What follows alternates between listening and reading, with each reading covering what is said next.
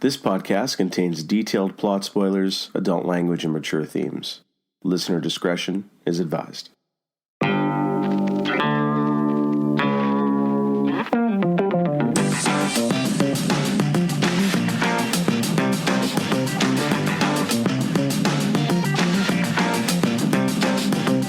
to a podcast of Rare Antiquities, episode 18. Today, we are going to discuss and analyze the 1998 blockbuster swashbuckler film, The Mask of Zorro, starring Antonio Banderas and Anthony Hopkins.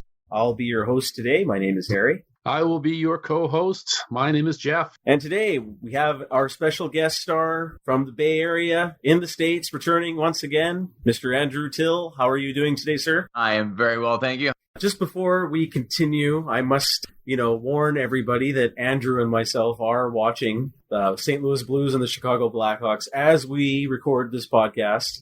So if we react in any strange manner, you'll know why. Except for Geoff, who does not want to be. Wait, you actually have the game on? Yeah, we have. No, I promise at least 95% that neither one of the two games are on the peripheral TV that is directly in front of me on right now. I can't. No, I'm definitely 95% sure that I'm not watching it. Geoff, it's called multitasking, and we're Canadian. Gotcha. We're not sure about. Can't wait to review Star Wars tonight.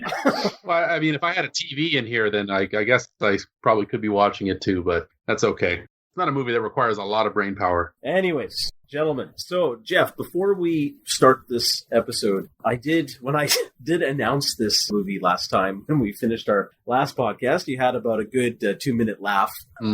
Care to elaborate? I was just thinking of Antonio Banderas' face in my brain there, and it just set me on. I mean, I remember the movie as being thoroughly ridiculous, and part of the laughter was anticipation as well. I hadn't seen it in a number of years, and I thought, yep, that'd be a hell of a lot of fun to pick apart, for better or for worse. Well, that's good. So can you just elaborate or give a little more details on your memories? How you've seen it only the one time when it aired in theaters? I believe so. I think I only saw it the one time when it aired in theaters. Yeah, I remember fairly well the lead up to this. I mean, this came out in July of 98, so in the height of summer blockbuster season. So there was a lot of hype surrounding this film. Antonio Banderas was a fairly bankable star at the time. Anthony Hopkins, still a big name. I don't think Catherine Zeta-Jones had been in too much to this point, if much of anything. But yeah, Antonio was a big star. And there's a couple of things. I mean, the trailers for this movie were... The trailers for this movie were absolutely fantastic. They had the exact right tone. That swashbuckling action. I love the trailers for this. And, directed by Martin Campbell, who had at that point done GoldenEye a few years earlier, which one of my favorite Bond films. So there was so much to look forward to here, and I really remember being extremely excited for this movie to come out. Andrew, how about yourself? Yeah, it's a movie that I hadn't watched in a really long time, and like when I lived in Calgary, it was one of the few movies we had on VHS. But I do remember watching it a number of times. Certainly, I watched it when it came out in theaters, but then I watched it afterwards, and it was one of my mom's favorite movies. I was looking forward to being able to reevaluate the movie after about 10 years of not watching it. So when you guys announced it on the podcast, I was certainly excited to go back and see it again. Definitely a 90s movie. I definitely want to say that right up front. It is not like the action movies of today, but it was definitely a good revisit. So I look forward to talking about it tonight. Well, that's good. So hold on to that point there, or that perspective, Andrew, and bring that full circle later in the movies you talk about. Anything that relates to how you think this is a 90s movie. Obviously, beside the fact that it was released in the 90s. It's a good point. Bring that up. All right, so gentlemen, anyone want to say anything, or should I get into the plot synopsis here? Why don't you tell us what your memories were of the film or the lead up to this? So, like yourself, we worked in that movie theater. I may have watched this in a screening. I believe that's when we saw this. That could be. It was a screening. And I remember I enjoyed it thoroughly upon release. I did buy this on DVD, and then as a gift, somebody gave this to me on Blu-ray a number of years later. So I have 2 copies of this, one of which I lent you, Geoff. Yeah, I've seen this maybe a couple of times since I owned it. And I don't want to give away too much of my thoughts, but it's not a deep movie, but it's it fits into a specific genre. And I guess we can talk about that later as we progress. Sound good? Right on. So, all right, let's get into this. The Mask of Zorro. It is 1821, and we are dropped into the era of the Mexican War of Independence. Zorro, whose real name is Diego de la Vega, is a protector of the Mexican peasants for the people of Las Californias against the cruelty of the Spanish. Don Rafael Montero, the governor of California, is tired of Zorro's antics, and he has rounded up random people to be executed in the hopes to lure Zorro into a trap. However, Zorro manages to free the peasants and flee, but not before bat-flecking Montero with 3 cuts to the neck, resembling a Z. Before leaving the scene, Zorro gives his thanks to 2 young boys, the Murrieta brothers, Joaquin and Alejandro, as they have distracted some soldiers before they could fatally shoot Zorro. Zorro gives Joaquin his Studio 54 necklace and whisks away on his steed Tornado. Back at the lair of the Fox, we see Zorro enter his luxurious mansion and meet his wife Esperanza and daughter Helena. However, they find themselves not alone, as Montero and his army of soldiers are waiting for him. You see, De La Vega probably forgot to wear his glasses, so it was easy for Montero to guess he was Zorro. De La Vega and Montero fight, but in the process, Esperanza sacrifices her life to save De La Vega. Montero, who seems to have also had true feelings for Esperanza, wants De La Vega to now suffer in prison for life, and takes it upon himself to raise Helena as his own daughter. The legend of Zorro is dead. Fast forward 20 years later, the Spaniards are still in partial control of California, and Santa Anna is waging wars between the Spaniards and the United States for control of the region. Montero has returned after 20 years, and is up to no good. His first task upon his return is to see if De La Vega is still alive, rotting in prison. Upon his visit, he believes De La Vega to be dead, but De La Vega is in fact alive. But he seems to be a defeated, withered old man with no purpose. But upon seeing his enemy again, De La Vega is reinvigorated and escapes prison with one goal, to kill Montero. He intends to kill him during a speech in front of the peasants, but he sees Helena, now grown into a woman, and decides to bide his time. He needs a new plan, and he needs help. In the meantime, we catch up with the Moretti brothers, grown up but now wanted criminals. They are thieves and con artists, and after what seems to be their latest successful con, they are ambushed by the Spanish army, led by Captain Love. Romance does not ensue, and Captain Love shoots Joaquin in the leg, and Alejandro escapes. Joaquin is left alone to face the army, but instead of letting them take him alive or execute him, he instead shoots himself. We are then introduced to Captain Love's fetish, his love for Futurama, as he dismembers and takes Joaquin's head with him as a trophy. Alejandro returns later to mourn his brother, and he picks up the necklace his brother wore. Alejandro continues his mourning at a bar, and De La Vega notices the necklace and realizes who he is. De La Vega prevents Alejandro from confronting Captain Love immediately, and instead reveals to him that when the pupil is ready, the master will appear. We are then deprived of the line from the trailer, as Alejandro should have said, "Zorro?" Alejandro starts his training, from advanced sword fighting to what seems like kindergarten-level gymnastics. De La Vega is gonna make Alejandro fly now. Is Alejandro ready to take the mantle of Zorro? De La Vega doesn't think so. Not yet. This is a dangerous time for him, when he will be tempted by the dark side of the Fox. So Alejandro decides to test himself. He decides to infiltrate the Spanish army to steal a horse, one that would be a fitting replacement for the original Tornado. After some clever swordplay and fisticuffs, Alejandro and his new steed escape. Did he pass his first test? No. De La Vega says Zorro was a servant of the people, not a thief. He has a new plan, one that will hopefully reunite De La Vega with his daughter. De La Vega and Alejandro now pose as visiting royal Spaniards and invite themselves to a party that Montero is throwing. There, Alejandro gets close to and becomes attracted to Helena, and De La Vega, posing as Alejandro's servant, investigates what Montero is doing back in California. De La Vega is unable to fully determine what Montero is up to before he is inadvertently chased away. However, Alejandro, still posing as Spanish royalty, has impressed Montero, and he accompanies Montero and his other Spanish cronies to a gold mine. Montero is using Mexican peasants as slaves to excavate tunnels and is stealing Santa Anna's own gold, with the purpose of using that gold to buy California from Santa Anna and preventing independence as a free state. Alejandro is none too pleased, and barely contains his rage as a former con artist friend of his is killed for fun in front of him. Montero thinks nothing of it, but a love detector is going off for the captain. Since Alejandro was unable to determine the exact location of the mine, they must find more information. But this looks like a job for Zorro? That night, Alejandro, now as Zorro, returns to Montero's fortress. He retrieves the map to the mine and runs into Captain Love, Montero, and his men. Zorro fends them off and escapes, but not before carving up Helena's dress to fall to the ground for some hopeful R-rated hijinks. But it did not come to pass. Many Bothans would have died for that information.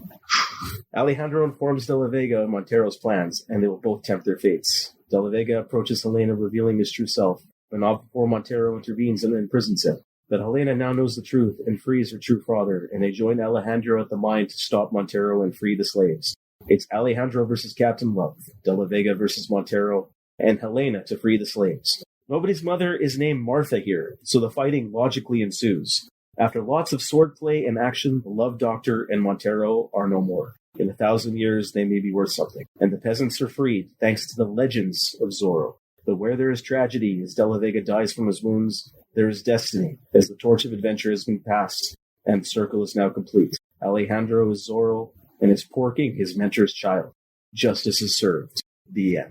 So, gentlemen, after that long-winded synopsis, what are your first thoughts here? Geoff, how about you start with yourself here? Well, no, I mean, it certainly comes across as a, swashbuckling adventure. I think that, listening to that, all the pieces ought to be here for a good, fun, action-packed adventure. I mean, you jokingly made references to Star Wars and Indiana Jones, and I think that that's kind of appropriate. I think in a roundabout way, this film sort of fits in the same type of movie, or at least wants to fit into the same type of movie that those films occupy. So, just from listening to that, yeah, I want to buckle in and get my sword out. Okay, I hope it's a rapier. Oh, yeah, it's a rapier, baby. Double-edged. Andrew, how about yourself? No, it's certainly the way you described it. It certainly conveys the excitement of the movie and the fun of the movie. And in a way, like you guys talk about Indiana Jones and Star Wars, but it's a lot in a way like Pirates of the Caribbean. I wish I had known more about the history of Zorro before watching this movie. But even just the synopsis that you provided, it's a movie that just hearing that I would want to see because it just sounds like a fun time. Actually, Andrew, I did want to specifically ask you a question. Since you do live in California now, Trader. Okay. Based on what you've seen in this movie, I mean, obviously movies such as this are going to be kind of loosely based around historical events that were happening in a certain period of time. Was there any accuracies or inaccuracies? I mean, outside the fact that Zorro does not exist, but dealing with the Spanish Army, Santa Anna, the U.S., the War of Independence, how familiar are you with that? Can you shed any information on there, or are you still just true-blood Canadian and you know nothing of the States? In terms of the Mexican War of Independence, I know absolutely nothing. And that's why it's a little disappointing for me, like having watched this after living in California for a little under 10 years. I'm like, oh, fudge, I don't really know anything about how this state became a state. And it actually made me want to learn more about it. I'm not sure if it's necessarily the most historically accurate movie, but just it was an important time in American history. So as much as I'd love to be able to speak to that, unless it's like how the Oakland Seals came to the Bay Area and how they departed, I don't think I can necessarily speak to it. You didn't run to your local library, Andrew, as soon as you were done watching this historical masterpiece? I've heard of these libraries, but nope, unfortunately, I didn't. I definitely want to learn more about it. And it just reiterates the fact that if you live in a place, maybe you should know a little bit about it. So yeah, ask me in a year. Okay. And I'll probably say the same thing. That's a promise. Okay. Done. Okay, so how about I hit you guys with some quick trivia here. So obviously this movie, released in 1998, July 17th, it was released by TriStar and Amblin Entertainment. It had a very large budget of actually $95 million. Quite large for, I think it shows too. We can talk about it. I mean, a lot of money seemed really poured into this movie, and I think this movie looked fantastic. But we can talk about that as we go through. So domestically, it made $95 million, and its worldwide tally back in 98 was just over $250 million. Not bad, considering, theaters take out a good chunk of that money, but there's some marketing there. So it's a small profit that was made there. But obviously, you consider merchandising and home video sales, they made a lot more money. This movie did receive 2 Oscar nominations, sound and sound editing. And this is a strange fact. Maybe this lines up from what you're saying, Geoff. Banderas was nominated for a Golden Globe for his performance, but in the category comedy or musical. So like The Martian. Yeah, I guess that's still a thing for today. It's like, I don't understand how this is a comedy or musical. So when you watch the Golden Globes, I mean, they're pretty loose when they kind of divide the genre, but it doesn't, this clearly doesn't fall into the drama genre. So they put it into the music, the sort of the classic genre. Anything that's not a drama is a comedy or a musical. And I think it would fit, not as a comedy as we see it today, but historically speaking, it would probably fit into there. I don't know that I would have given him the Golden Globe nod, but everybody's drinking at those things anyway. So it was his beard. He went into it. Bison liver was hidden in that beard of bees of his. So I love that beard of his. That deserved the Golden Globe. There should be a category for that. Best beard. It's like my beard. They broke my beard. So. Okay, bad joke.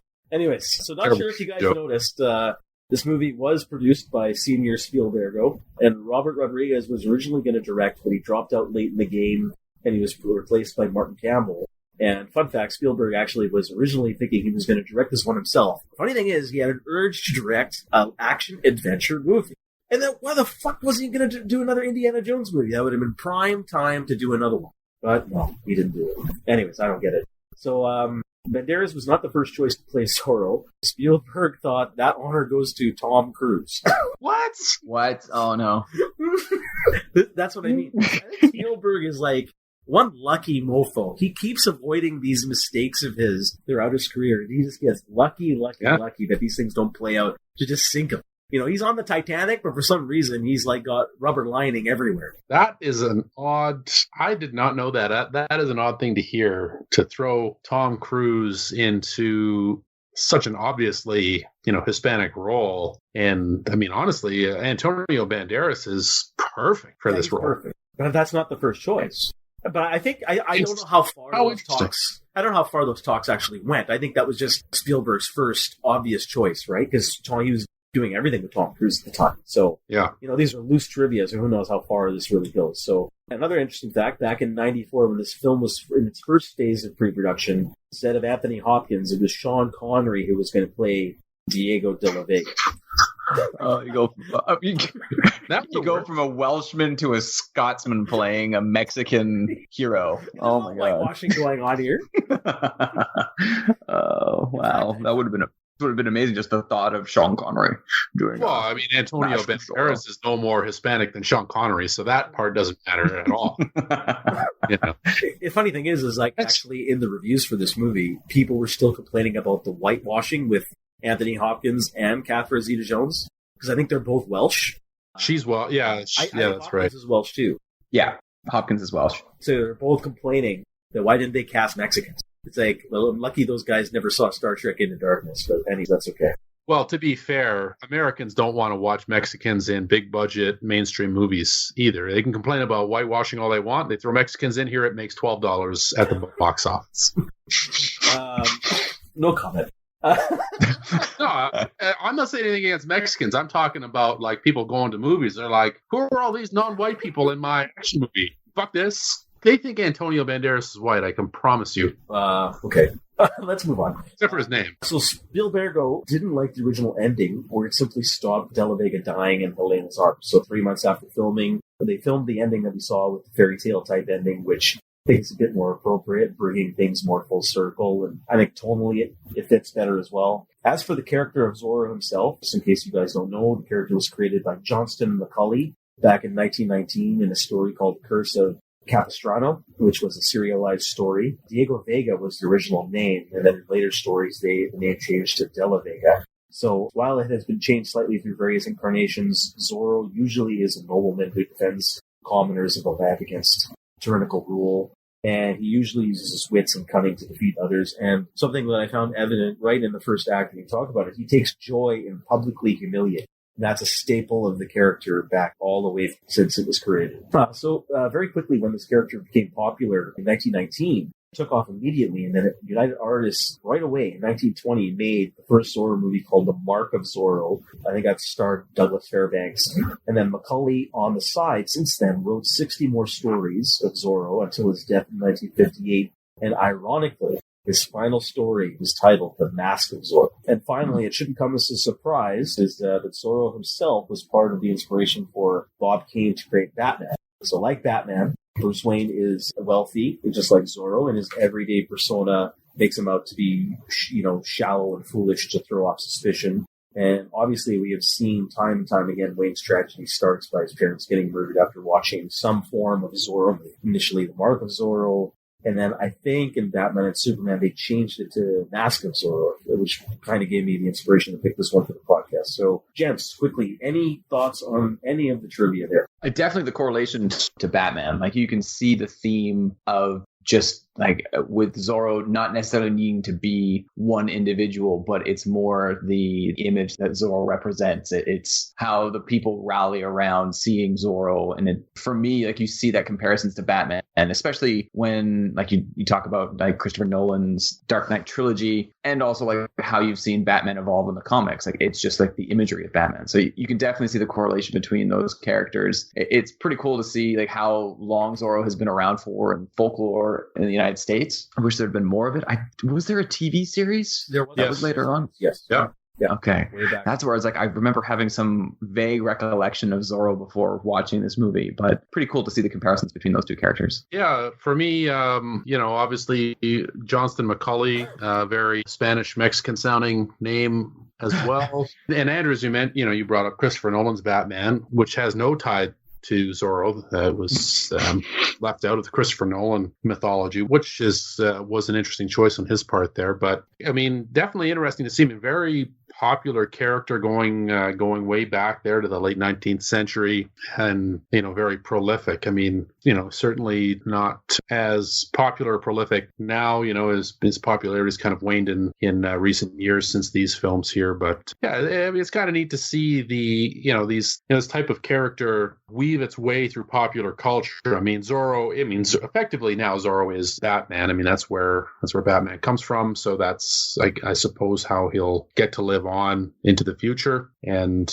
I don't know, maybe it's best that way. It's hard to have a rapier wielding masked bearded man slice up bad guys and quip his way to victory. Yeah, but now we get, armored guys with pointed ears slicing open guys' cheeks with kryptonite speed. So that's okay. We did that. We did that. We did that one already. It's still relevant today. That's my point. Anyways, gents, let's get into the movie itself. So the interesting thing about how this movie opens is we get, going back to the Star Wars, influences here, we get an actual opening crawl of sorts. I mean, it's not something new or just Star Wars did it. Now this is doing it. It's just something fun where they kind of tell the audience of the Spaniards being pushed out of Mexico in its northern province of California. I like the scene. I like the music here. Simple. It got you right into it. And then we can talk about this whole introductory scene with Montero's last chance to lure Zorro into a trap, and that little action sequence there. And you get to see the Murrieta brothers when they're young. Let's just talk about this opening here. Geoff, how about you start us off here? What were your thoughts of this opening scenes here? What I kind of written down is this opening scene is kind of some dark shit.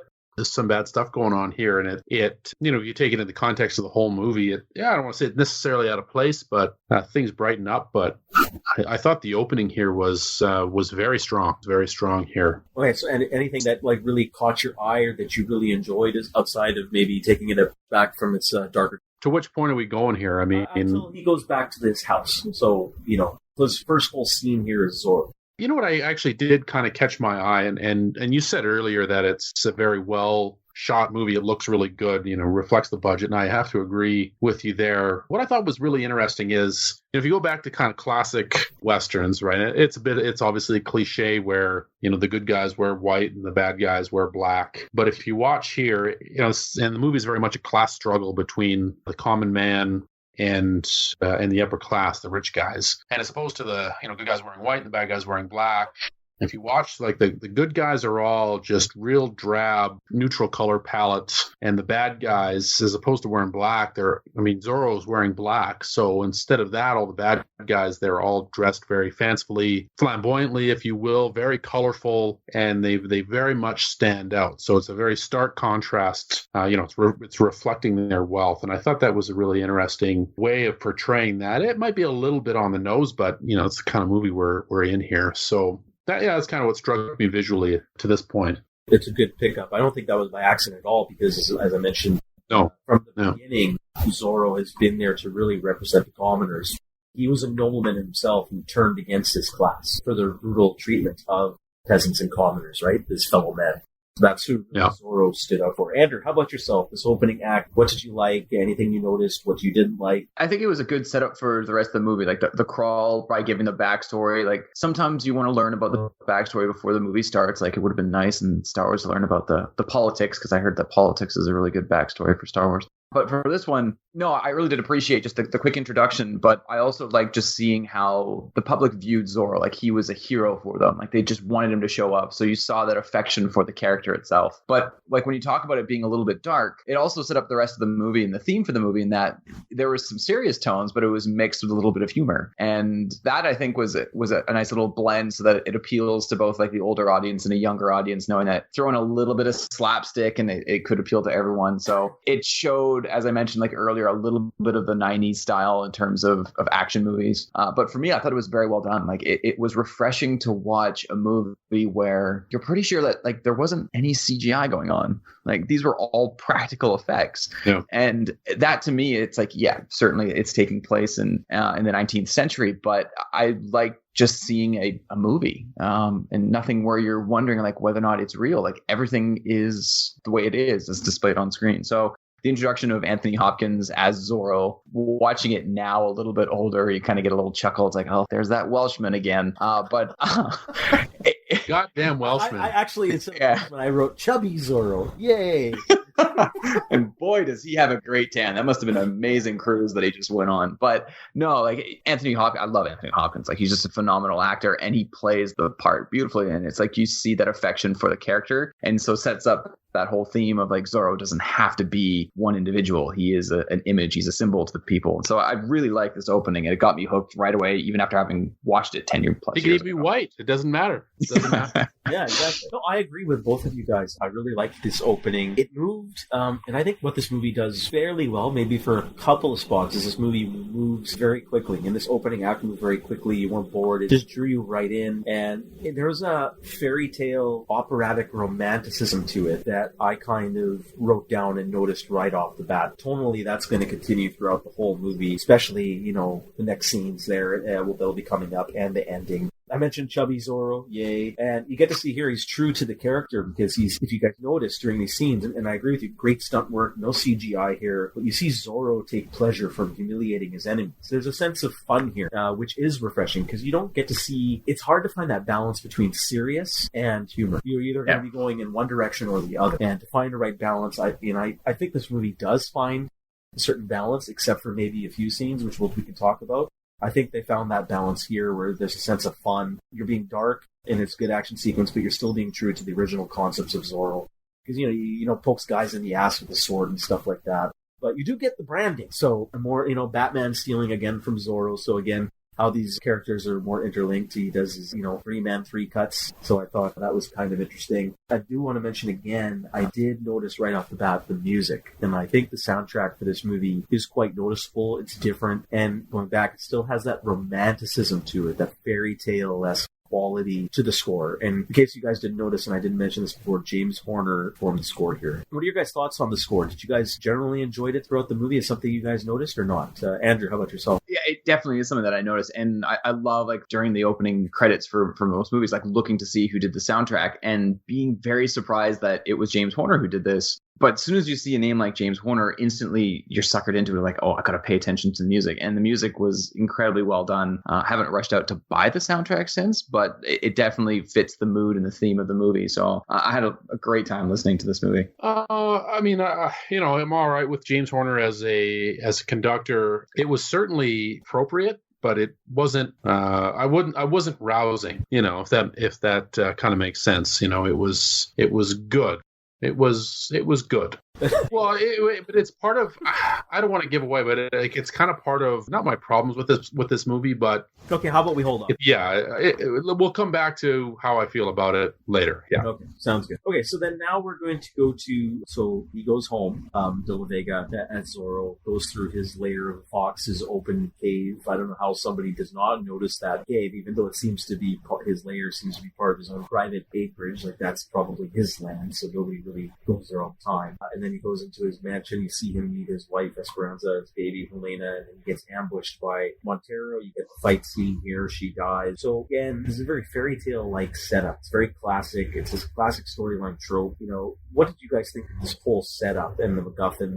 Not really the MacGuffin, but he's gonna, Montero takes the daughter, puts him in prison. I'm gonna let you live instead of kill you so you can suffer. It's not a deep thing. It's very classic, as I mentioned. What did you guys think? Jeff, what did you think of this whole setup here? I love the setup. I mean, just the first thing there. I mean, very Wayne Manor-esque with the Batcave underneath his huge mansion, and it was cold, man. I mean, he comes along and kills his wife and steals his baby and imprisons him. I mean, the stakes are raised right from the get-go here. This is a bad dude, and I loved it. I mean, I think that this might have been one of the strongest parts of the film here. I mean, establishing your villain is extremely important in a swashbuckling adventure, and in any movie that has to cast a villain, casting that guy is very. Now, I'm not talking about casting the actor. I'm talking about casting the mold for your villain is extraordinarily important, and I think they just did a fantastic job here because he has humanity at the same time as being evil, and what's more horrible than this guy watching his wife die and his daughter being kidnapped to be raised by the man he hates, and then and not even having the mercy of dying. He has to watch it all happen and rot away in prison. I mean, shit. Like I said earlier, there's some dark shit happening here, and it's a lot darker than the rest of the movie will kind of play out to be. But yeah, I thought it was great. Yeah, definitely sets the motivation for the main character and establishing the villain who had just been spared by Zorro. Like Zorro could have taken his life. Zorro let him live and just said, just get out of California, to turning around and breaking into his house, and not like he didn't of course mean to murder his wife, but ended up murdering his wife. I think that's called manslaughter, and taking his daughter to raise her as his own, and to have his mortal enemy watch in suffering from a prison cell. Like, yeah, this is some dark stuff. And I like how it's also refreshing how there wasn't much explanation as to how he figured out who he was, from what I remember. And it's a lot better than it's like, oh, I watched you show up with this really hot chick on a horse at a party, but you had this sad look on your face, and I knew right there that you were Zorro, but I didn't want to say anything like they did in Dark Knight Returns. But Dark Knight Rises, sorry. I like that. Like, it sets the mood. It sets the tone, and it sets the motivations for both characters. And it was a really well done opening. No, I agree. I think it set the tone and the motivations here very well. This kind of setup, it's funny how you mentioned, Jeff, it's dark and, everything is set up perfectly here. It's funny, when I grew up in the 80s and I had to be forced to watch Bollywood movies with my parents. This is how every Bollywood movie is set up. Every single one. The bad guy kills the wife, steals the kid, and the hero's gotta grow up and has another kid or something like that, and they got to go get their revenge. This is a Bollywood movie. But, I mean, Bollywood's been ripping off Hollywood. So, Hollywood obviously did it first, and Bollywood's still doing this today. They're still trapped in this trope to this day, from what I understand. I will not watch another Bollywood movie as long as I live. Sorry for those who like Bollywood. I don't. No more. I had enough. I will point out, it was funny. I remember Montero saying here, today was today was Zorro's last ride, and I got a chuckle because immediately I wrote down, you should have said, I got 6 weeks left to retirement. Yeah. And I did like the swordplay here. It's something I do appreciate. The actors putting it all. They must have done some good training here, and I'm sure there was some stuntmen involved here. I like how they actually got it's not just some back and forth, clashes. They're actually doing some jabs and getting each other in the shoulders and the arms, and they're dropping their arms when they get hit and stuff like that, like their stances get affected. I thought that was really well done. And I do love here how we talked about how Montero really didn't intend to kill Esperanza. It shows that he has some layers, that he actually had feelings for her. And that's one of the reasons why he takes the daughter, as you mentioned, Jeff. It shows that he has humanity. But I did love how he killed the captain who shot her. He just turns around and just stabs him in the belly. I got to chuckle at it. All right, so gentlemen, Zorro is dead temporarily, 20 years. So let's go 20 years later, and we see the Murrieta brothers. So we find out that they're con men. So what did you think of the introduction of these guys, along with the MacGuffin for Alejandro to wanting to get vengeance on, Captain Love? You can even talk about the name Captain Love and Banderas' beard of bees. So Andrew, you go first.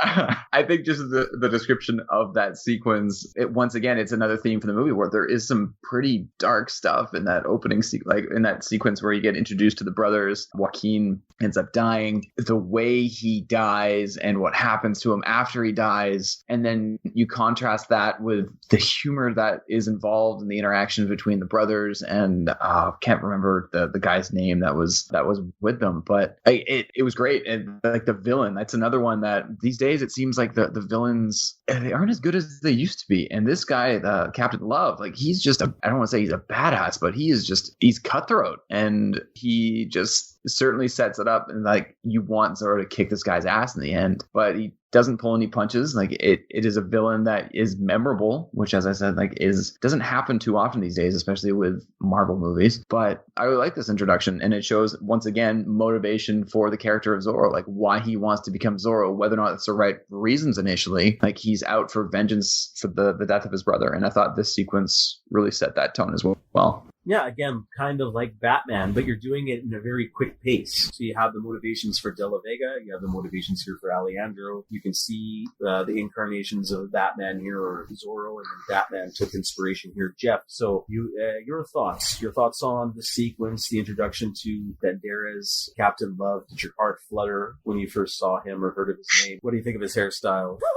Did it bring back memories for you, Geoff? I was actually going to say I like the blonde flowing locks there. There was a little bit of flutter. Definitely the kind of villain you love to hate. You know, I'm like, I can't wait for the moment where Antonio stabs this guy in the balls with his. Looking forward to the whole thing. Now, it's a good introduction. I mean, Antonio, his beard grew a beard in this scene here.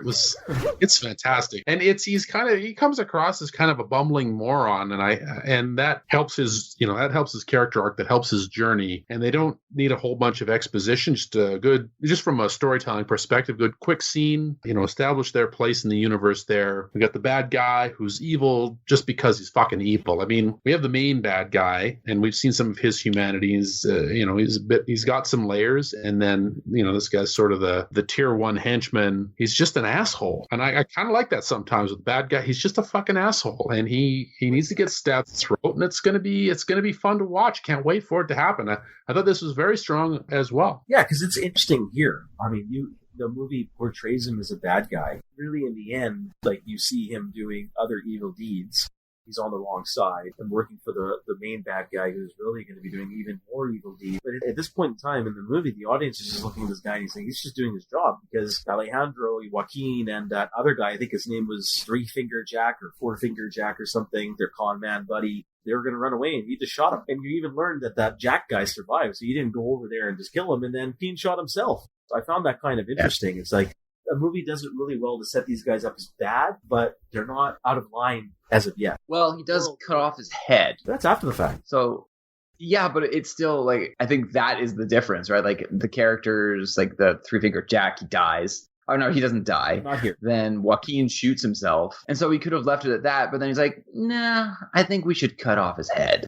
That basically sets him up as like, this guy's just an asshole. Well, you're right. Okay, let's move on. So we see Montero return to jail looking for Zorro. He's come back to California. That's his first motivation, to see if De La Vega is still alive. What did you guys think of these scenes in the jail here and De La Vega's escape? To be honest, like I was a little bit confused, like why they were looking for him in the jail here. But it was kind of neat to see that the legend of Zorro had permeated these decades, because all of these old, broken, beaten down prisoners are still, they're still rallying around Zorro. Like, I'm Zorro. And that, again, that's part of, him being a man of the people. They're, I guess you could say they are all Zorro, because he was all of them. So it was kind of a neat, scene there. Speaking of epic beards, Anthony Hopkins with the waist long there was pretty cool. This is just sort of establishing us for later on. But I thought that was the most interesting part there, where everybody sort of rallied as Zorro, even though it's been 20 years since the last appearance of the Masked Man. I agree completely. Andrew, any thoughts on these scenes here? Very reminiscent of the I'm Spartacus moment from Spartacus, where they're all just like standing up to protect him. Like, you don't know necessarily if they know who he is, but it's protecting Zorro, and it was very well done. Similar to Geoff, like this sequence initially when I watched it, I was like, I don't know quite what's going on, and the escape was fairly quick, but it shows that the legend still exists, and I think that certainly plays into the motivations of De La Vega. Yeah, I completely agree. I love these scenes. And yeah, the best part here is all the crazies. It's interesting how you can interpret it one way is, you guys mentioned how they actually know that maybe De La Vega is there and he is Zorro. They're actually crazy, and they think the other interpretation is they all think they're Zorro, because I love it when the one black inmate says, the black guy goes, no, I am Zorro, and then you get this short little scrawny guy saying, you can't be Zorro, you're too tall. I was laughing pretty hard. I thought these scenes were great. They were fun. And his escape wasn't nothing to write home about, but again, it was quick. This movie's moving very fast, and I still think it's fun, adventurous. Tonally, I'm really digging how this movie is moving so far. So now let's move to the formal meet and greet. So we see now here Montero's formal return to California on the beach in front of all the other Dons. De La Vega wants to assassinate him in front of everybody, but he sees Helena, so he stops. And then you also get Montero's speech about the Mexican and Americans ignoring them, the people, and soon they'll be Californians. And at the same time, he insults them. So I actually have a couple of questions here. Oh, actually. So one thing I had here, Andrew, was for you about the history here. You're making sense of what was happening here. I think you answered that. You know nothing. So thank you. Yeah, it's continuing a trend from when I lived in Calgary. Yeah, thanks for being on the show, Andrew, for knowing my goddamn thing. That's the token guy who lives in California. You couldn't get a Mexican to appear, so you just picked a guy who lives in California. For the Zorro reboot in space, we'll cast Andrew Till. He's from California. We'll cast the whitest Canadian we can find. Instead of talking about these scenes here, I mean, it's just setting up, not really the MacGuffin, so it's really kind of De La Vega's MacGuffin is to get reunite with his daughter, so he stops the assassination here. We were talking about the villain before, and he was played by Stuart Wilson. That's the actor who plays Montero. Maybe, Geoff, you might recognize him. I don't think he's a very prolific actor. The only thing, I didn't do any research, but the one thing I remember off the top of my head was the bad guy in Lethal Weapon 3. So that's it. So he was the bad guy in Lethal Weapon 3? He was that ex-cop, cop killer. Oh, fantastic. So from Lethal Weapon, you're right, he was too, yeah. I concur, he was indeed the bad guy in Lethal Weapon 3. Okay. Continue. We have settled on this fact. Thank you. Yep. What do you guys think of Stuart Wilson in this movie? Maybe it's a good time to talk about him here. You mentioned how you kind of liked him, and he had some layers at the beginning of the movie here. You can just go all the way through without kind of revealing all your thoughts about the movie. What were your thoughts about Stuart Wilson? Andrew, how about you go first? Just doing a little bit of research now as we're talking.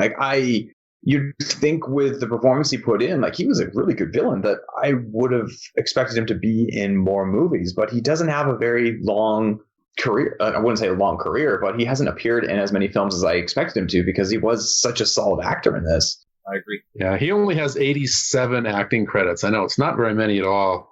Okay, they must all be this guy commercials. He's Geoff, Lethal Weapon 80 is coming up next month. Come on.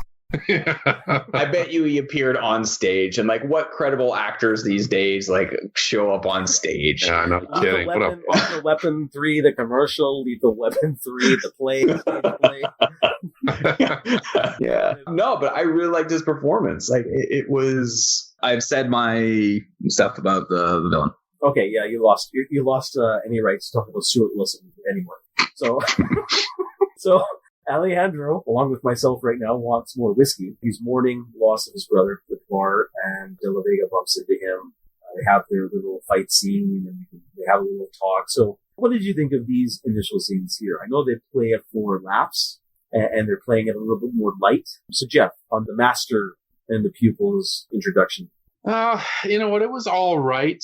I thought Antonio sort of stole the scenes here. He kind of brought a good combo of, charisma, humor, but still, totally in over his head, amateur. I mean, obviously he's drunk, but, he's playing this scene with cockiness, and he has absolutely no business going up against Zorro, even as he is an old man who just got out of prison. So it was okay. I thought the scene might have been played for a bit more drama as opposed to laughs. It's an important moment. It's a pivotal moment. So I don't know. I think they might have got the tone just a little off here. It might have been played for a little more seriousness, perhaps, than slapstick, really. It seemed that Anthony Hopkins was a little disinterested. Like, I wanted to talk a little bit more about like his motivations, like when he was about to kill Montero, and then he saw his daughter, and that like prevented him from taking that next step. And so I liken that to Batman Begins, although it's a little different with Bruce Wayne, who goes out to kill what's his face, and then something happens. But no, I joke, but it was interesting to see this play out, because Anthony Hopkins, you just seemed like he had given up, but I think he played the character well in that regards, where like probably all that he could think about for those 20 years in between when he had last seen Montero to when he saw him then was like, I just want to kill him. Like, that's all I wanted to do. And here he was, like, the opportunity that presented itself, he wasn't able to do so. So we saw hope in this character that Antonio Banderas was playing, but it wasn't as well played out as it could have been.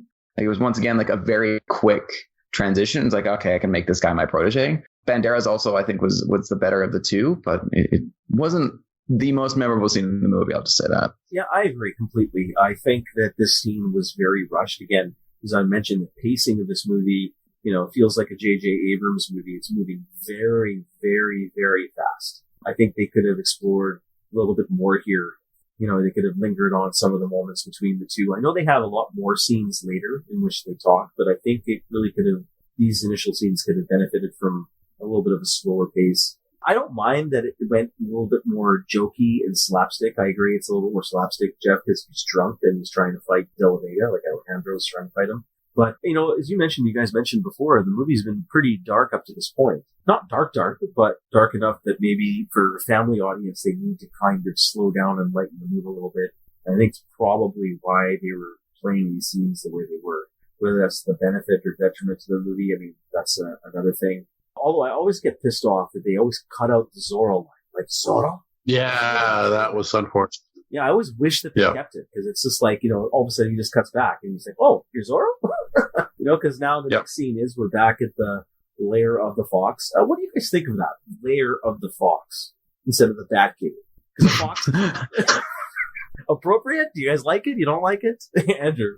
I didn't really think too much of it. Like, I did chuckle at the Zorro's Batcave just because it's convenient that no one's seen him ride into that Batcave the entire time that he has been Zorro. It's not like they have Google Earth in 1889 or whenever it is. That's true, but you think they would have put some type of tracking device on that horse of his and then just followed him home. But like a red scarf that they have to follow or something. Yeah. Yeah, and the horse gets blown apart, but the only thing that's left is that little ribbon that's attached to it, and that's how they're able to find the lair, because only great movies do things like that. It's pretty cool. I like the setup of the lair. I didn't think too much of the name itself, but I do like the lair itself. How about his initial conversations and his training? I think it was good to juxtapose the immaturity of Banderas' character versus Zorro, who is definitely jaded but knows what he's doing, and you can see like there's going to be a lot of time before he gets to the point where he can don the mask and call himself Zorro. So it highlights how much of a journey this character is going to have to go on, and how much work Zorro is going to have to put in order to make Banderas a believable Zorro. But it was, I think, another well done moment, and I do like all the training scenes that happen in the lair as well. Geoff, yourself. Yeah, I love the training montage and some of the stupid, like when he's swinging around in the ropes there. It's fucking useless shit. Was I could have done that. Once Antonio gets himself cleaned up there and has the. Though I like how surprised he was when he got his shave and he looked in the mirror and he gives a little wink. Yeah, it was a good little moment there. That's Banderas right there. Absolutely, and that's what I said before. The charm and the humor, he can nail those pieces very, very easily. That's his strong point there. With Anthony Hopkins, cleaning himself up, I like those sort of like really effeminate cigarillos that he was smoking there. It's fun. It's a good tone that they're striking here. I don't know that he's able to train this sort of goofy outlaw into being, a swashbuckling warrior. I don't know. Maybe he is. Maybe that rope training is a lot more effective than it looks. I just thought it was silly. Like, why do I get his ropes all tied up all over the place? And why is he just kind of swinging on him like he's some kind of a handicapped pirate? It doesn't really make a lot of sense to me. Maybe Cirque du Soleil. This is Cirque du Soleil is in town, and they're looking for like their diversity quota in the. I told you guys last time I needed a pommel horse. It would make more sense. Just get the damn pommel horse out there. No, for me, I agree with you guys. Again, we're moving very, very fast here, but I did like some of these scenes here in the lair. One thing I did note down is I love the first order of business was that when De La Vega went back to his lair, he didn't bother cleaning up or doing anything else. He just stocked up on cigarillos and whiskey. So there's a lot of winking to the audience here. And I do, they play off each other really well. I think these guys have some decent chemistry between each other. I love how De La Vega just keeps drinking throughout all of these scenes. Yeah. And then, he's like whipping Alejandro on the ass. I mean, is this how Luke is going to train Rey? I mean, because I might look forward to that, right? Jeez. We're going to have those rules up for sure. No doubt about it. Yeah, but I do like the concept of the circle of training. I'm sure this is how swordsmen do train eventually, is as they progress. The circle just keeps getting smaller and smaller and smaller. I did like that. I think on his necklace you see those. It's like a pendant, but you see it's like that circle of training in a sense.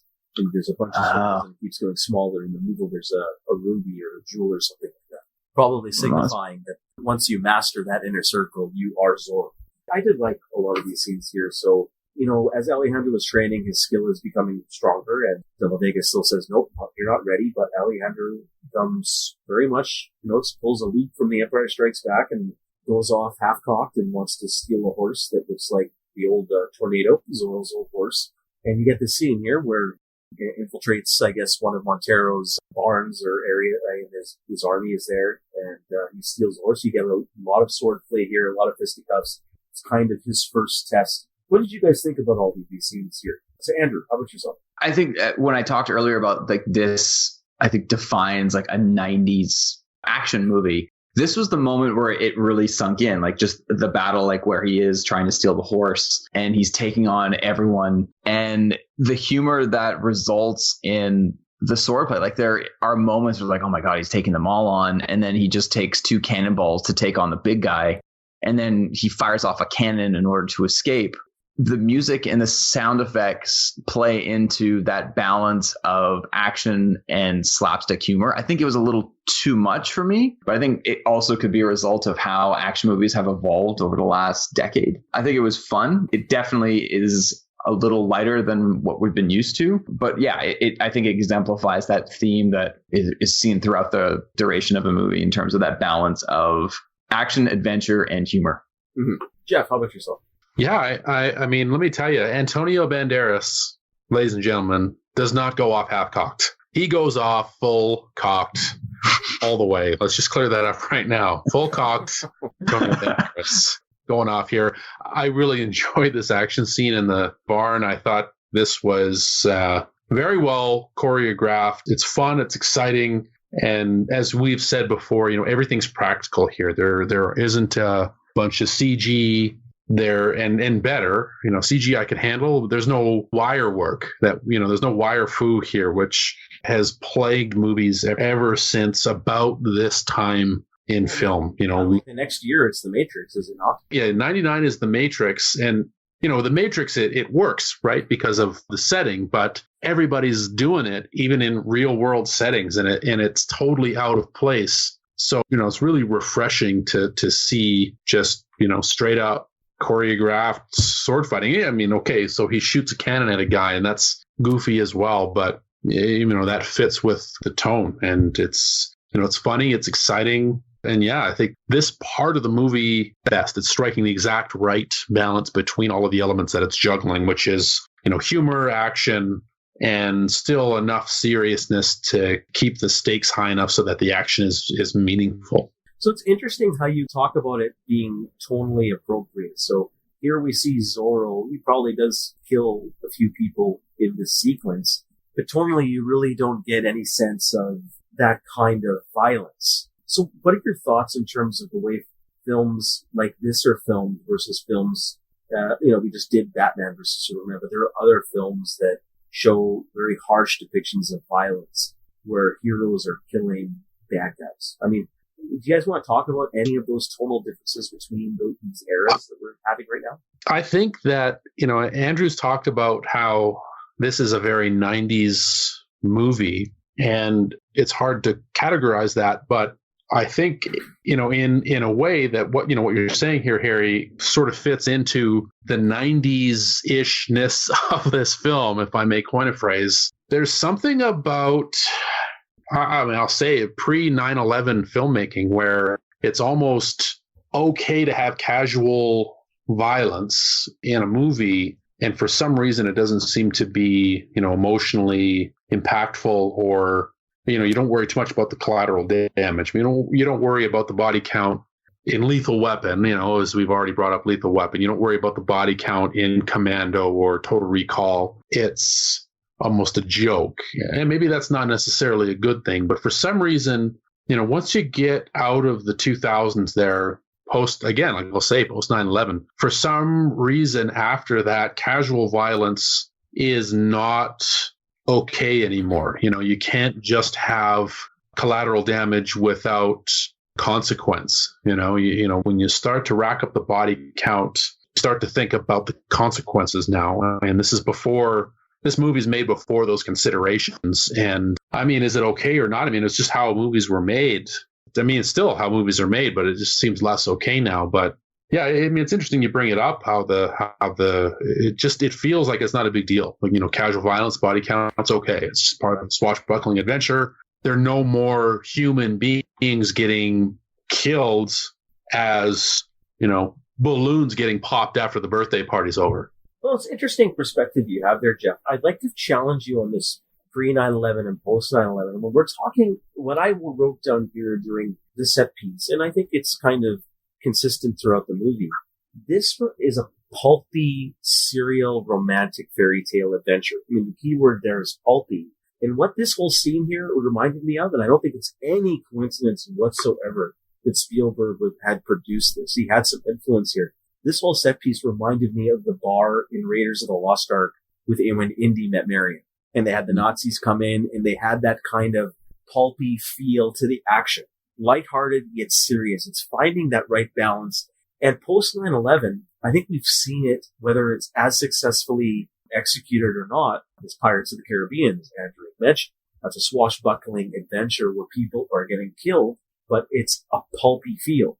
And it's finding that right balance between seriousness and lightheartedness, and going back to that serialized adventure that George Lucas loved in Flash Gordon, that Spielberg loved so much that he created Indiana Jones with Lucas. So I think that they've replicated that formula here very well. And I think it can be done even post 9/11. Whether that's as popular now with the masses is a different story.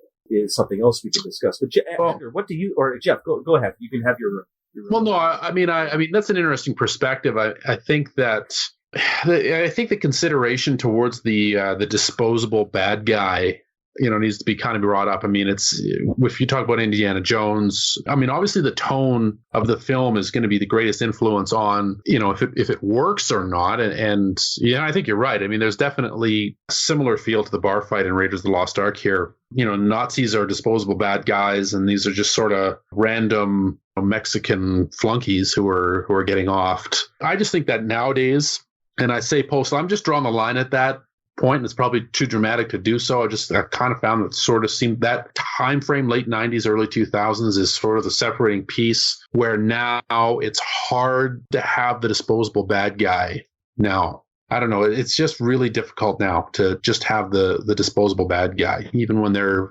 bad. It's, lines are blurred now in the world, and that's difficult to do. Yeah, it's like the difference between how stormtroopers used to be and how stormtroopers were in The Force Awakens. Like, a bunch of people were reading the reviews like, oh my God, stormtroopers can actually hit. They're like a badass force. That's kind of what made stormtroopers fun to begin with. Like, they were like soldiers that couldn't hit the backside of a barn. They wore armor that didn't protect them from anything. Like, hell, the Ewoks were able to take them out. And it's added that sense of realism to the movie that for me, like the word that keeps jumping into my head is the escapism. Like it's just, you don't think about the character having to kill a bunch of people. You see his craftiness, you see his elusiveness, you just see how he's able to outsmart his opponents, regardless of how dumb they are. It's fun. And that's where a lot of the movies these days, like the more successful movies, tend to be the ones that show that gritty realism. Like you take a look at, I bring up Marvel a bunch of times, and I love the Captain America series, but the ones that have been the most successful and people have resonated with are the ones that are the most realistic, like Winter Soldier.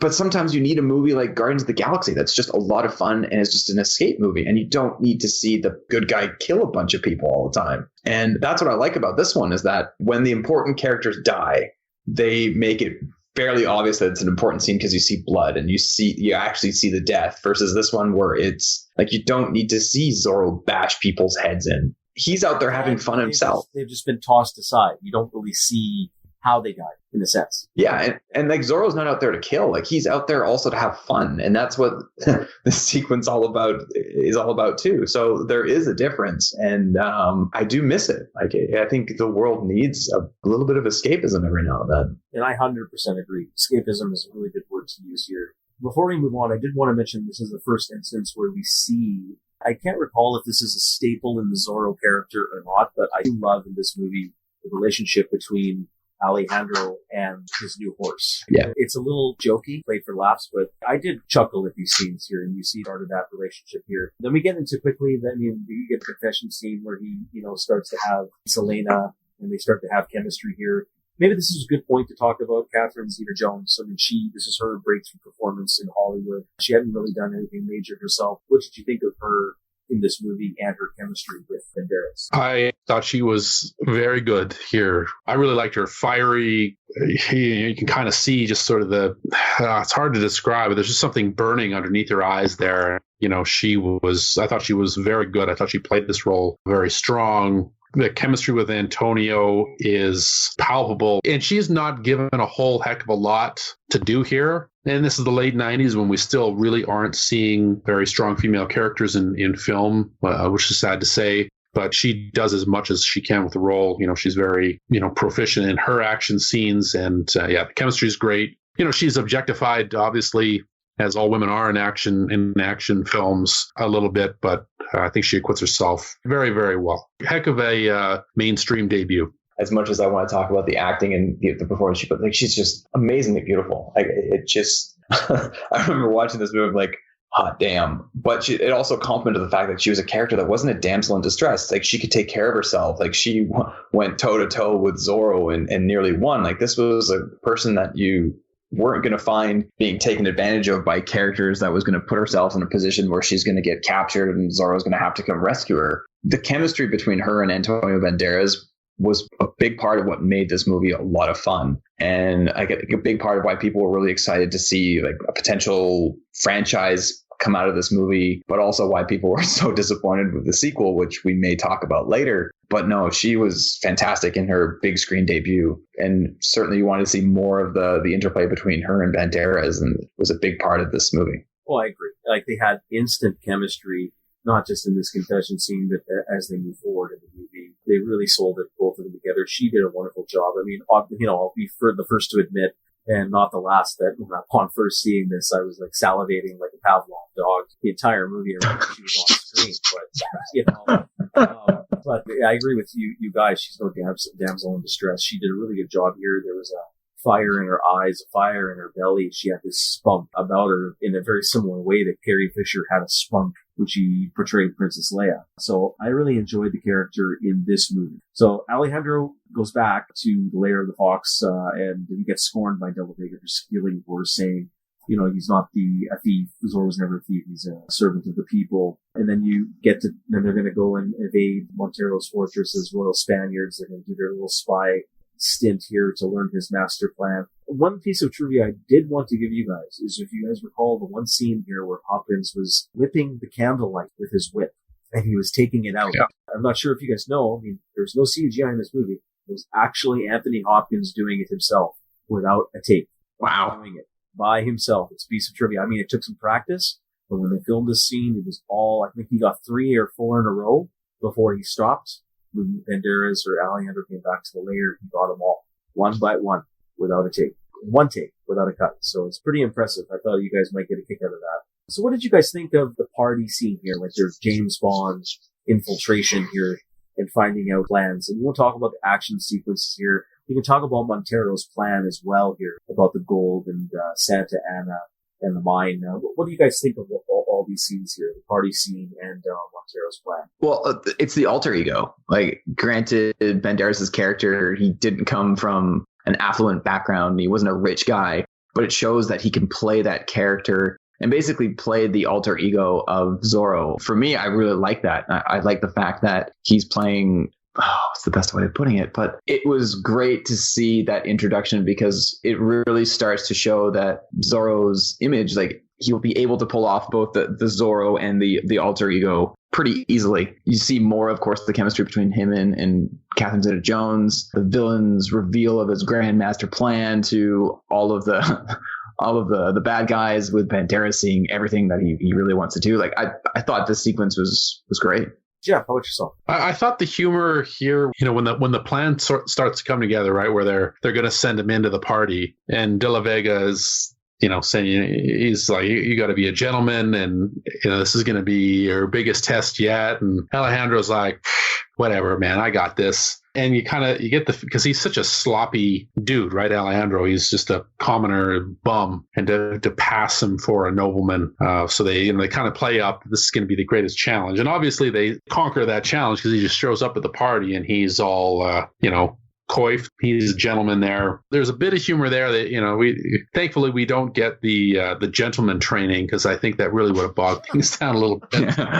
Although it might have been, there would have been some humor there, but the party itself, there's a couple decent pieces here, but unfortunately this is where we start to drag a bit, and the movie's been moving very quickly to this point, but it's also a very long movie for, sort of a zippy action swashbuckler, and I think that the party drags a bit. I mean, their dance sequence is very good. Again, the sexual tension, the chemistry is very palpable between the two. But I think we needed to move past this a little bit quicker. No, I agree. I think this is the one part of the movie that kind of drags a little bit for me. There are elements throughout the whole scenes here at the party that I did like. I liked how before they went that like it says Montero would never look a servant in the eye because he's a gentleman, so he doesn't even have to bother disguising himself. He's just there. So I like that. But I mean, it's probably true. Yeah, I can see that. Back in the day, back in those times, people would not even look servants because of the differences in classes. I liked some of the flirting scenes here between Alejandro and Elena. And again, I like the later how Montero is uncomfortable. There's some flirting at the dinner table. There's the dancing scene. He's getting a little uncomfortable and upset that they were kind of dancing a little too close and erotically. That was kind of interesting for a bad guy, a guy who's, I guess he's raised as his own daughter, and I guess he cared for his mother, so he's considering her as a daughter. But it's interesting, as you said, there is some humanity behind this bad guy, and it's an interesting layer that is woven throughout this movie. Yeah, we get to the plan where they don't get enough information that night, so Montero, I guess Alejandro, as impersonating a Spaniard, presses Montero, and he actually takes him to the gold mine where you learn the master plan. You get a dumb scene here with Three Finger Jack. You see the peasants digging for him. I don't know about you guys, but I felt, again, another reference to Indiana Jones here, with the Temple of Doom. I actually quite enjoyed Three Finger Jack. It was... when you see him, there's that moment like, oh my God, he's going to reveal, like, he's going to recognize Alejandro. He's going to break his cover. I did enjoy this. I felt that the sequence prior to where he revealed his plan to purchase California, and then they're like, well, how is he going to go about doing this? And then you see that he's extracting the gold from his own land, from Santa Ana's land. I like this sequence, and it shows Zorro's new motivation for the people. Like it's the transition. You see Banderas and how the transition from, like, he's doing it for his own personal glory and for revenge, but then he sees the mine and he sees people being mistreated, and that's the spirit of Zorro. And so you start to see the evolution of him as a character and him starting to really earn that mantle of becoming Zorro. Yeah. Exactly. So I liked how this played out. I did like Three Finger Jack, and it was kind of funny at I wouldn't say it's funny, but when the villain mentions, like, he chuckles saying, it's like, that's the second time I've shot that man as he's flown through the air at me. I did like that line. But it just shows that he's just an asshole. Yeah. And it reemphasizes what Geoff just said earlier. Like, a lot of people now, they say it's like you need a villain that you can empathize with, that you understand his motivations. This guy is just a prick. And so, like, even more so, like, you want to see him stab through both balls, not just one ball. So yeah, no, it sets up the plot for the rest of the movie. So I did enjoy it. I thought Antonio did a good job playing this scene here, because he has to, Antonio's got to play the role of Alejandro playing the role of the nobleman, right? Where this is, not a big deal. So he's got to keep us cool. Obviously he wants to rescue everybody right away and can't. I really enjoy those scenes in movies, where the hero has to kind of eat it for the greater good for at least a little longer. He has to watch the suffering, he has to take it in order to be most effective. So that's cool that they put him through that. This is a neat scene here for that, and I thought he played it very well. The supervillain Bond plot of mining all of the gold and blah blah blah blah blah blah is the setup for the action set pieces. Yeah, it's just set up. Yeah, I didn't think too much of these scenes, but I agree with you guys. I did get a chuckle when Captain Love said, the second time I shot the man flying through the air. I did literally chuckle out loud. So next we can just talk very briefly. There's a small little scene between Helena and De La Vega in a stable where she approaches him. He's just attending to a horse there. You get to see a nice little father-daughter moment there. As a father myself to two girls, I enjoyed seeing Anthony Hopkins' performance here, how he was kind of holding back, tears or revealing himself. It wasn't really straining too much, but I thought it was a nice little subtle performance. How he was just kind of reserved and talking about his wife and her mother and things like that. What did you guys think of these scenes? Anything of interest for you guys? Anyone can chime in? Okay, let's move on. I'm trying to. No. It was. I'm not sure if it's necessarily a small scene, because you can see the heartbreak. Like, for him, like, he's seeing his daughter that his arch nemesis has raised as his own, and he can't tell her about it. Like, he so badly wants to be able to reveal the fact that he is her father, but knows it's not going to work and knows that now's not the time. And it's the first moment he's had to interact with his daughter since he lost her 20 plus years ago. And it's kind of heartbreaking. And that how movies play out, this probably isn't going to be one of the many times he gets this type of interaction. And you can actually see the chemistry between Anthony Hopkins and Catherine Zeta-Jones in this sequence. And it's also the moment where where you can see that she'll actually start questioning and truly questioning her own father. Like, the sequence right afterwards is the lady who recognizes her in the market and says that there's no questioning who her mother was. I really liked this moment, and it was sad. And that's where it's having seen the movie prior, of course, and knowing how it ends. I don't want to say it's difficult to watch. I've seen a lot more sappier sequences, but it was a nice sequence. It was a little slower, but I think it was needed to show the love he still had for his daughter. And it's planting the seeds for her to start questioning things too. Why I wanted to mention the scene here is maybe we need to talk about Anthony Hopkins. I liked how, because you couldn't reveal anything, he was very reserved, but you can still feel. You could still kind of see the heartbreak and the strain he had inside, because he couldn't reveal the truth at that point. Geoff, do you agree? Anything here, or do you even want to talk about Anthony Hopkins as a whole? We haven't really talked about him too much in this movie. What are your thoughts on the scene and Anthony Hopkins in general? Yeah, I think that this scene is a good example of his performance through the film. I mean, he goes from, in the first sequence, playing the very, flamboyant Zorro, who's having a good time humiliating his enemies and basically making a game out of, whatever you might want to call it, liberating the peasants of Mexico, or at least giving the peasants of Mexico a warrior to stand for them. And he didn't take anything seriously. It was just a game. And then he had to pay for that with the life of his wife, and effectively the life of his daughter, and his own life, sitting away in prison. So now he's a much more reserved man who's paid the price. And Anthony Hopkins is able to pivot there and show us that this is a different man now. He plays it very, very well. Again, just understated. It's hard to just portray just in the look on your face, what's going on. And only the really great actors are able to do that. And in a pulp movie like this, to get the quality of actor, giving it this much detail is very fine to see. So good scene to sort of take as an example there, I think. No, I agree. I'm glad I'm surprised I'm not surprised, but I'm glad you guys like this scene. It is not very long. We don't linger here too long here. Andrew, how about yourself? Just Anthony Hopkins as a whole throughout this movie. Anthony Hopkins, I joke about like, oh, look, it's the Welshman playing the Mexican.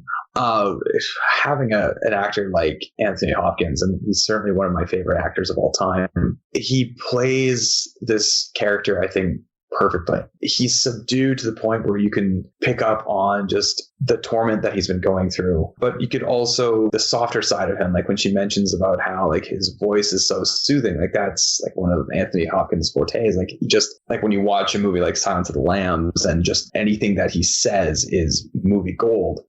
Anthony Hopkins, I thought, did a fantastic job in this movie, and this sequence is certainly a small part of it, but it's definitely a perfect demonstration of how he's able to convey that torment that his character has and not being able to reveal himself to his daughter, while also showing that softer side. I thought it was a great performance from Anthony Hopkins. When I did the research and I read that Sean Connery was considered for this role, honestly, even though that would have been an interesting take, and I think he would have done an okay job, I think this role really was suited for Hopkins perfectly. I think he can bring that royalty to the role as a nobleman and still be, down to earth as a father. Sometimes I don't pick that up, like that human relationship with Sean Connery, as much as I can believe it with Anthony Hopkins. As I said, I can see Connery do it. I just think Anthony Hopkins is better suited for a role such as this. And I think he did a wonderful job as De La Vega, even though he was, obviously had stunt doubles throughout the film in the action sequences, but I think he did a marvelous job. So, they should have cast Shatner, Cage, Danny Trejo. Danny Trejo. That would have been amazing. Oh my god. Yeah, that would have been interesting. Just for ethnic authenticity. But anyway, continue. So now it's a small scene, but I think it's an interesting one. It kind of like almost takes me out of the movie a little bit. I'm not sure if you guys agree. It's the Captain Love meets Alejandro at the hacienda in his office, and he has the jar of his Joaquin's head there. What did you guys think of the scene? I'm not a fan of the scene at all. Logistically, it doesn't make a lot of sense. If he was that onto him, he would have just taken him out at that moment. Yeah. But I mean, it's played just to set him up as more of an asshole and more of a motivation. The audience, in my opinion, doesn't even need it. We know he needs to die. Captain Love. You don't need to see Alejandro get more motivation to kill him. What did you guys think of this scene? I'm not a big fan. I think had they removed the element, like where you got the sense that he was on to, I keep saying Banderas, where he was on to Alejandro, like if he just displayed and showed off the fact that like I captured this guy and look at his head, I killed this guy, like I've got his hand, like he's already a dick. Like they don't need to emphasize that more. Like he's got a jar of one of his victims' heads on his desk. But you're right, like a character like that, he wouldn't take any chances. He'd find a way to dispatch of him without question. So I agree. I don't think this scene was needed, since the character had already been built up pretty well. Yeah, it's a little over the top, isn't it, to have his head in a jar there?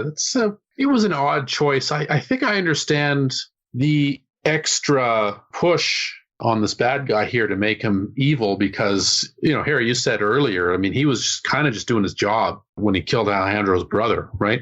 I mean, he was hunting down some criminals, and he was doing his duty, even though, he has douchebag stenciled onto his forehead. It doesn't make him a bad guy. So I guess they felt the need to really push him over the top to make him evil. And maybe you're right. Odd choice to do. This is their choice, but I guess I understand. But yeah, it's an odd one. I agree. I think it wasn't really needed. It should have been on the cutting room floor. I'm torn between asking the question, but I'll go for it because that's just me. A morbid question for you, gentlemen and brothers. Would you guys be taking a swig if that was your brother's head? Who wants to answer first? Depends. Yes. Okay, moving on. Okay. Who did you ask? Did you ask both of us, or? Yeah, anyone could chime in. Yeah, I guess so. If it smelt okay. I guess I'd have to. I guess you'd have to take a swig, wouldn't you? Wouldn't you have to take a swig, Andrew? Yeah, like how often are you going to say that you were able to take a shot of I was going to say head juice, but knowing how Harry was going to go with that one. No, it's not there. That the vengeance meant something at the end. I don't know. Yeah, it's sure. Why not? Given the opportunity, if that was presented to me, I may live to regret. I'm like, damn it, I should have taken a swig on that like 10 years later. All right, so now we're going to move into the main action set pieces throughout this third act here. Before we enter, like as Alejandro actually becomes Zorro, fully dressed, he gets that speech where he's just thinking of Captain Love because of the scene, because he was reminded of his brother, and he's just feeling hate. And then De La Vega says, "You hide it with the mask." So again, very appropriate. I mean, these are the qualities and story concepts for a lot of superheroes. Batman, how he has to wear a costume to hide his hate so he can do the right thing. So I did like that scene, and then you get Zorro's infiltration to get the map to the mine, and you get, in my opinion, maybe my favorite action set piece in the movie here, where this fight between Captain Love, Montero, all the other men here. Amazing sequence here, in my opinion. And you even get the Zorro and Elena scene in the barn to top it off at the end there too. What did you guys think of this scene as a whole? Great setup, but for me, like the one that was the highlight for me was the fight between Alejandro and Elena, and that's to me like going back to the one I mentioned about Catherine Zeta-Jones. Like you saw that she was a character that could hold her own. Like she wasn't a damsel in distress that, given an opportunity, she could kick some ass, and she did. And what also I liked is that like I was trying to see like how many of those shots were stunt doubles, and it seemed like both her and Banderas were doing a lot of the work themselves. And I think, like, minus like the big explosions and the big set pieces where they're going to put the actors at risk, I think a large portion of the movie was done by the actors themselves, minus Anthony Hopkins. And I really liked that. Like you could see the work that they put into it, and it was choreographed very, very well. You saw the flirtation. But for me, what I really liked is that emphasis on that she is a character that could kick ass and could play a pivotal role in the final sequence and perhaps future movies if given the opportunity. But I liked the sequence. It was a little subdued. You knew that there was going to be a big set piece at the end, and it set the tone for the final confrontation between Captain Love and Zorro. Zorro's infiltration of Montero's fortress to get the map. Yeah,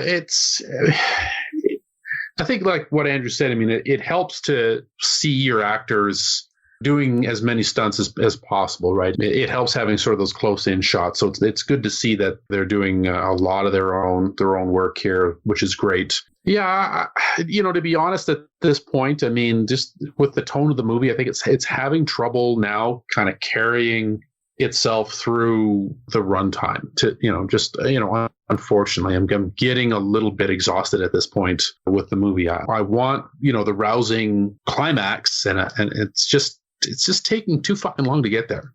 So maybe this scene should have appeared earlier in the film. Well, maybe it should have appeared earlier, or I mean, I don't want to say that this specifically should have been on. I mean, this obviously can't be left on the cutting room floor, but it's not tight enough. So I'm just, I'm kind of getting exhausted. And that's sort of the problem with action movies is you got to be really careful about your runtime because, once you start getting into the end, well into the third act, I mean, it's got to be paced properly, or I just want things to kind of come to an end here. As Kramer said, sometimes enough is enough, and you just want to get some sleep. Well, great quote. It's very obscure. I'm not sure if it's entirely appropriate. I had a wonderful time with this action set piece. First thing I wrote down here was the flaming Z. Just like Batman, somehow these guys find the time that these guys can light something on fire to alert their presence. They're coming back. Yeah. So, Nolan must have taken a cue from this movie. But, I mean, the stunts here were amazing. And you get parallel bars on the tree. Zorro's doing all the work on the tree. It's like, Batman, eat your heart out. I also noted, the stunts were amazing. The sword fighting was amazing. I want to give you guys a little trivia here. The guy who did most of the choreographing here, and you guys should recognize this name, is Bob Anderson. And I believe that name is correct from research. I didn't write it down, but this was something that I remembered reading before. He's the guy who did the lightsaber choreographing on the original trilogy. Okay. And he said that the greatest student he had, mainly because he was given the most time to practice, was Banderas, in terms of learning how to sword fight and catching on that quickly. And then that wasn't enough for Banderas. He actually practiced with the Spanish Olympic fencing team. and sword team Jeez. to get this good, and it shows. Because except for some of the swinging stunts, I think, and some of the flipping stunts, and obviously the parallel bars, and we'll get into the horse chase, where obviously it's a stuntman doing some of that work. He did everything here. It's all him. It's all Banderas. So thought that was interesting to point out. I also wanted to point out the music here. The music really kicks into high gear here. Very unique, very appropriate. I loved it. And then I won't touch on it further, but yeah, Zorro versus Elena, the chemistry. It's a funny moment. Even though as the dress is falling, before it falls, I just love Banderas' face. Like, he's just kind of like amused and waiting for it to drop. You get that little smirk. He's like happy with the work he is about to accomplish. So I thought that was pretty funny. So I love this scene altogether. One of the highlights of the movie for me. And then we get into the horse chase. Now, this is maybe something, Geoff, where you're saying you maybe need the movie to kind of wrap itself up. We get the horse chase here. Geoff, how about you start here? What were your thoughts on the horse chase as Zorro's trying to escape? Yeah, as far as the horse chase and in the previous sequence here, I mean, again, like, the action's all very well choreographed. And I mean, I didn't mind the horse chase at all. Everything looks pretty good. Again, it's not a bunch of CG. It's not a bunch of wire foo. And I greatly appreciate the filmmaking skill that it takes to choreograph this, to shoot this kind of stuff. It all looks great. It just, for whatever reason, some of the emotional significance is starting to wear off for me. And that hurts. The action, it's just the action fatigue. So I think what sucks is we get some really good action set pieces here that, that don't carry the excitement. Like, the excitement comes with the emotional weight of it, I think, along with, the actual choreography itself. And some of that's pulled back because I'm looking at my watch a little bit. Yeah, I think echoing Geoff's comments, like it gets to the point where it's a little, I don't want to say, it is a little repetitive, where you've kind of seen it. And like, you've been given a glimpse of what the final conflict's going to be about. Like, about the mine, about the like something's going to happen between Zorro and Captain Love. And I think you just want to get to that point. Like, I think the sequence that was needed amongst this last group of sequences is the one between Alejandro and Elena. I think that one they absolutely have to have in the movie. But the rest of it could have been compacted. Like, I don't think it necessarily needed to be in there. I think it may have been a little bit of filler just to get some runtime. But ultimately, at the end, you're kind of like, okay, like, I want to see things explode. Let's just get to that point. So, the horse chase, I think maybe it could have been edited down or maybe even taken out altogether, but because it's there, I'm still having a fun time here. I'm still going along with it. I'm just admiring all stunt work. And it's so refreshing to see, as you said, Geoff, wire foo. It's a real stuntman doing the work, and then you get close-ups of the closer-up action with Banderas. And it's just something you don't see a lot these days.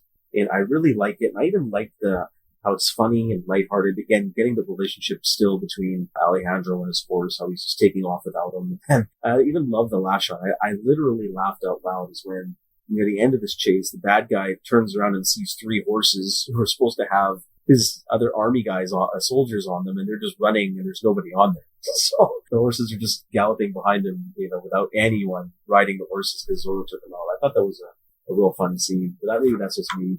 But we can move on. So, again, very quick scene before the last major action set piece to wrap it up. See De La Vega reveal himself to Elena in front of Montero. What did you think of how this was resolved? Not really resolved, but how he introduced himself and the setup, and Elena rescues him and stuff. I thought, personally, for myself, it was a bit sloppy because maybe I agree with you guys. The other movie is starting to get long, and they focus some of the attention on the action set pieces that we just talked about. They kind of rushed the scene a little bit. Do you guys agree? Geoff, how about yourself? Yeah, I think I have to agree. Again, I think that, as we get sort of deeper into the third act here, I don't want to say, things aren't falling apart. They still have a handle on the story. And I think that, the characters, emotional through lines are still, we're not dropping any threads here, but yeah, I don't know. I don't want to echo Andrew's sentiment that I want to start to see shit blow up, but but I do want to start. This isn't a 20-minute sequence though. This is only like 3-4 minutes long. No, you're right about that. Yeah, it's okay. I just need to start to know that we're getting to where we're going here. I don't know. I felt it was rushed, certainly, to set up Elena taking the side of Alejandro and De La Vega. Like, I think that's where it needed more time. Like, I think it would have been more impactful had she realized this. Like, as she went out to the mine, she saw all the people who were about to get blown up, and she was able to make a decision on her own versus like being kind of influenced by the fact that like she realized that that's her dad, or found out that that was her father. So I think it was just that setup, and it was a little rushed for my liking. Like, it kind of spoiled the reveal. Like, had she found out like as he was dying, I think that could have been certainly a lot more emotional. That's not to say I should be writing movies by any stretch of the imagination, but I think given the impact that this sequence did have, more time could have been spent on it. I'm pretty much in complete agreement with you guys. I think unfortunately, some of the emotional weight from these scenes here should have was rushed because the movie's long and they focus a little bit too much on the action before. Even though I liked most of the stuff that just came before, I think they could have shaved some of that down a little bit to focus a little bit more here, done something slightly differently. Let's get to the last action set piece here at the mine. You guys know what happens. Good guys versus bad guys. Freeing the slaves. Good guys win, of course. De La Vega dies from his injuries. Andrew, your thoughts? Fun last sequence. Like, it was great to see the two sets of characters being able to face off against each other. Like, it wasn't something that was quick. Like, there was emotional weight to both of those fights. Found like the way the characters, how they died was certainly pretty cool. I liked how, like, when you see the fuse being lit for them to blow up the mine, it wasn't one of those where they waited to the last second and thing blew up, but they actually stopped it when they realized that they were going to lose the gold. Like, there was so much to this last sequence that I really, really enjoyed. Yeah, it was a great conclusion to the movie. Elena playing a big part of it. It's certainly nice to see. I think it's that transition from damsel in distress to female actress and character who can hold her own. So for me, I really, really enjoyed this last sequence. Like, this was something I was looking forward to. I think looking back on like viewing this now after 10 years, like the reason I say like certain sequences may have dragged on a little bit longer, I didn't really want to see the horse chase too much, is because I knew that this last sequence was coming. And like, I just wanted to get to this point because it was a lot of fun. But I thought it was really well done, and not necessarily a full conclusion, but certainly a great last action sequence to this movie. I think it played out very well. It was nice to see that Antonio's earlier rope work in the Batcave finally paid off. Yeah, it actually saved him in the end. It saved him at the end there, so it's good to see the payoff there. Good sword work again. I mean, again, as consistent throughout the movie. You know, the bad guys got their comeuppance, and the good guys, you know, were able to resolve their storylines. Unfortunately, poor Anthony Hopkins' old heart gave out, or whatever happened to him. Why did he die? Did he get stabbed? He was shot. Oh, he was shot. Yeah. He didn't give up the will to live. Don't worry. Oh yeah, it was a broken heart. They're not quite sure. Yeah, it was a broken heart, broken with a bullet, and the pain of a long life lived as some kind of English Welsh Mexican. He died as he lived. Confused. Actually, not to poke too much fun, but it worked. I mean, again, it was unfortunately just long coming, and that hurts it a little bit, but well choreographed, big action set piece. I mean, as we said before, the movie's budget comes to bear. It's nice to see when they spend a bunch of money on a movie and it actually looks like it was spent properly. Mm-hmm. You know, it looked really, really good. No, it did. And I love, again, I'm talking about another, like Martin Campbell, we haven't really talked about direction, but we kind of have in a roundabout way.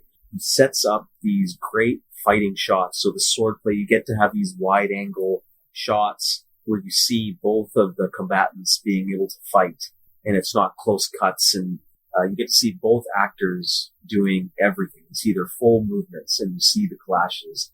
And I really like the direction here for the action set pieces. I love how you get even wide shots of the mine. You see Zorro running at the top. I love all the things that he's on, like these water, like I can't remember, turbines, wood turbines to move the water and the gears and all the stuff on the ladders. I love the whole set here, and great stunt work. And I love it even when he gets on that shovel and he's going all the way down, sliding all the way down the hill, chasing Captain Love. I thought these were really, really great action scenes here. Good deaths for each of the bad guys, both Montero and Captain Love. I loved how both of them died. Even when Montero and the wagon fall on the gold and Captain Love, you see the mannequin bodies from that impact fall to the ground. And you usually don't get to see that often. And I always enjoy seeing the bodies because maybe it's the PAA's like scared of showing dangling bodies fall. You never see impacts when they fall down, and you see these bodies actually fall, even though they're mannequins. I love that scene. And I wanted to point out, I did write this down. I loved the great explosion. It was so good that it became sentient. A cat, cougar growl. But though I didn't like the end, how Zorro unmasked himself. I don't mind that he unmasked himself in front of Captain Love, but then he just walking with everybody. Just kind of like Andy did. Well, I like how he did it so dramatically though, where he just like rips it off and his fucking hair's flying out all over the place. And it was a scene they spoiled in the trailers, but I thought he did it in fantastic fashion. No, he did. Yeah, it's not as if it was. Go ahead, Andrew. I understand what you're saying, Harry, but it's not like a time period where all of a sudden all the slaves like whip out their iPhones and take pictures of them, or no one's going to necessarily be able to identify him with any particular individual that they're aware of. And it was done for dramatic flair, but I didn't think too much of it. I just didn't like him walking with the commoners unmasked. That's all I'm saying. I did enjoy the whole ending here. Even though it was a bit cliche, the mentor dies in a very fairy tale like method. He puts the hands together and then just time to die. So, you see that in the movie, all these movies 100 times over. And then the movie ends, like, literally as this door is closing, like a fairy tale book, when you see Alejandro and Elena in the future, probably married, and they have a child of their own. And you get that kind of fairy tale music to close out the movie. And that's it. So, gentlemen, that's the end of The Mask of Zorro. Any final comments or interesting thoughts you guys have? I'm definitely glad that they reshot the ending. Like when you described how the ending was originally supposed to be versus like how it actually was in the movie. I'm glad they reshot it because it really emphasizes the passing of the torch, the notion that Zorro doesn't have to be one man, that it's the image, the symbol that lives on with the people, and that you get a sense that Joaquin, Alejandro's son, is eventually going to take up the mantle of being Zorro himself, and that's just it's going to live on within the family history. So I like that last little sequence, and of course, it's a great setup for a sequel. Whether or not the sequel would be a success is certainly one to discuss. It was definitely not a success, and I remember being thoroughly disappointed with it. Horrible. But for me, I really like that ending. Geoff, yourself. No, I think that. Well, I mean, are we giving final thoughts here, or just talk about the ending or any other points of the movie you kind of want to talk about before you give your final general thoughts? I mean, the ending was appropriate. It's obviously the story. It's literally the storybook ending, as you said. You see sort of the door closing there. It's fine. A little bit over the top, where we have to jump, say, 10 months into the future, where they've got the baby, and we see the parallel to the start where with De La Vega and his family. So, kind of comes full circle where the realization of that dream isn't destroyed. So it's appropriate, if not very interesting. It's emotionally, it's not emotionally unsatisfying. It's kind of there. It's what they were going to do. It fits for the genre. It fits. See, the one thing is about this movie, it's not trying to be something that it isn't. A lot of action movies or superhero movies are trying to be about something. This is just a pulpy, serialistic, fairy tale-like escapism movie. You're absolutely right. Yeah, you're absolutely right. What I think is interesting. Yeah, I think what's interesting, though, is that of any action movie that maybe could have been more, it might have been this one.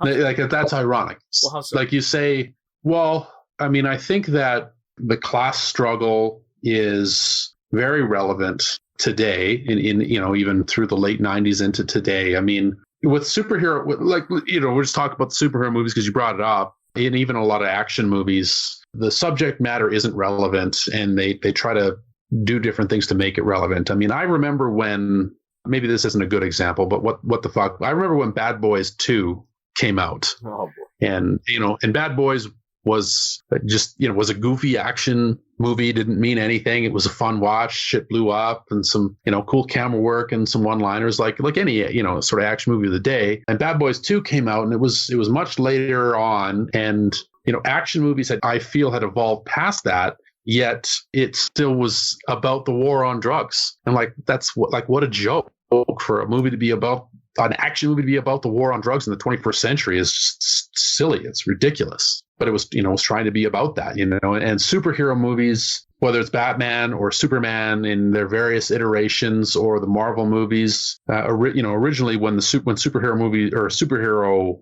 comic books were around, 30s, 40s, 50s, 60s, 70s, even into the 80s, street crime and the war on drugs were very common, relevant problems. And today, those aren't real problems anymore. I mean, if you look at statistics, crime's way down in major cities, and like violent crime's way down. Sure, we see all of it on the news and stuff, but overall, it's not. There aren't big problems, right? So it's hard for those characters to have relevance because of what they were originally about. This has changed now, so now they're different, and consequently, it's hard to make those movies about anything. But you get to Zorro, and if you're talking about class struggle in a capitalist society, again, where wealth is continuously being consolidated upwards, yeah, I think that this is something that could actually be a lot more relevant than it was made out to be. So I don't know. That's just kind of thought that had occurred to me. See, the interesting thing here is I mean, while I agree with you, I think maybe Zorro could use a reboot and tackle some of that subject matter into some more depth for a movie that could take it that a little more seriously with today's audience. But back then, or even now, I mean, Indiana Jones really wasn't about anything. It was just a character who was thrown into period set pieces and had a MacGuffin based around that specific period of time and social setting that he found himself in. It was just pure escapism. And to me, this is what Zorro was. He's just there during this, war of independence where Mexicans were struggling, California was struggling to find freedom. Mexicans were struggling to find freedom from the oppressors, whoever it was at the time. And Zorro was just a man of the people saving them. And it's nothing more than that. And it doesn't have to be more than that. And I actually refreshed to see a movie such as that. You don't see a lot of movies done well.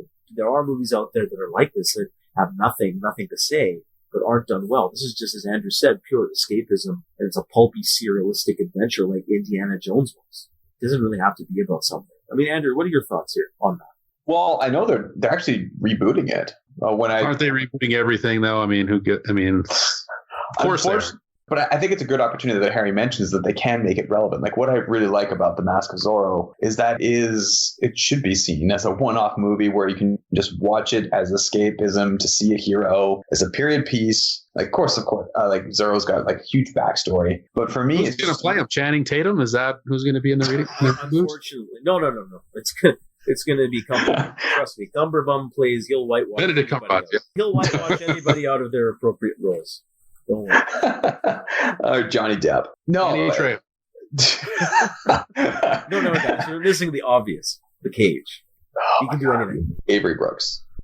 No. And for me, what I enjoy, that would be ridiculous. But he's black. Yeah, but he's black.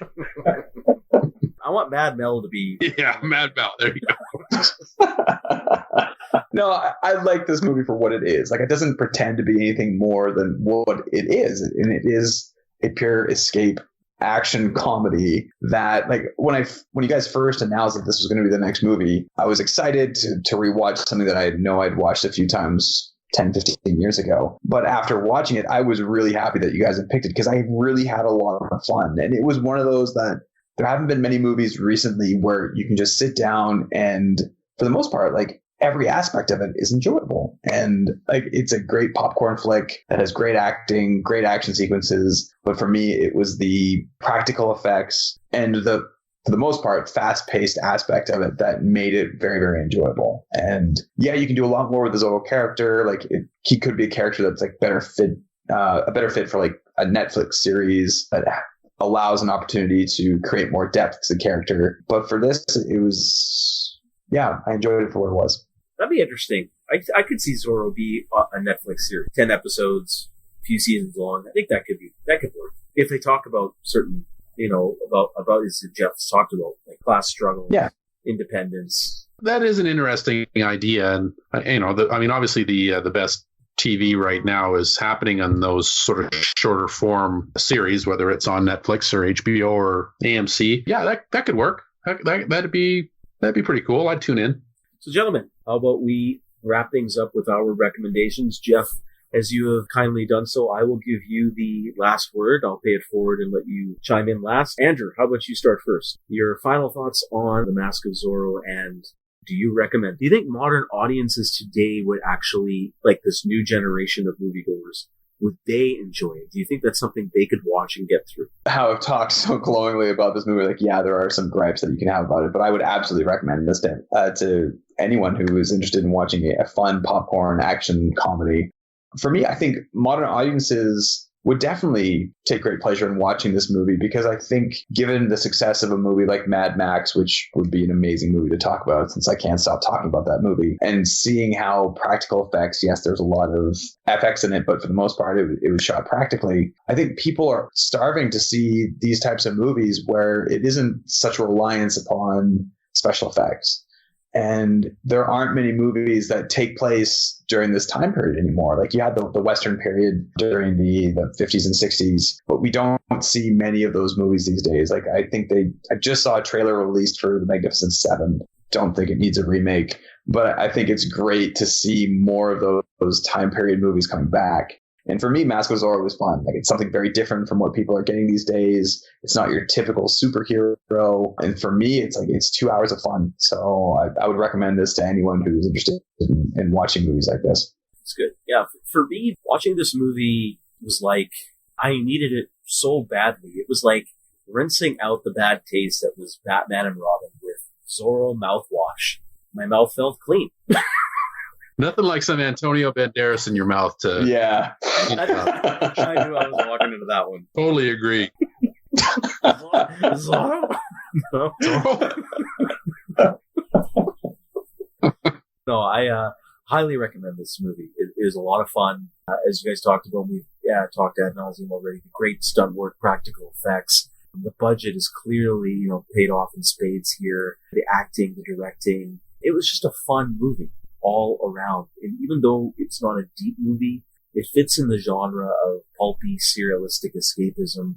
And it really reminded me, like, I remember when I watched this movie, I remember thinking to myself, I don't think I've had this kind of sense of lighthearted fun that was balanced serious action with lightheartedness and humor since I saw Indiana Jones and the Temple of Doom. And that's the kind of joy I took out of it. And I still feel that way today. Would modern audiences buy this movie and get engrossed? I would sure like to think so. I think modern audiences would like to see a movie that's balanced pretty effectively here, in contrast to some serious and dark, gritty action movies that they're, being forced to watch constantly. I think Pirates of the Caribbean is kind of proof that if you can find a good balance of humor and action and a well-made movie, people will flock to the theaters and see it. I think Zorro is also overdue for another movie, and I guess a reboot. It'd be sad to see Banderas not fit the role. Maybe he can be a mentor this time, just like Luke, Mark Hamill's doing for Luke. So maybe something on the cards in the future. Maybe it'd be nice to see. But I had a lot of fun, and I really think it's a rare antiquity as well, because you don't see a lot of movies like this that really gets the formula and that chemistry at its heart of the movie really right. To me, this movie was just pure joy. I had a lot of fun. I mean, I agree with a lot of what you guys have said. It's certainly, I think it's a very good example of the genre. It is fun and, lighthearted adventure movie, and those are rare. So maybe just by that criteria alone, maybe it is a rare antiquity, because that isn't pulled off very well. I mean, the practical effects, the practical stunts. I mean, we get the Fast and Furious. What are we up to? Fast and Furious 84 now, and they're flying across overpasses and jumping in.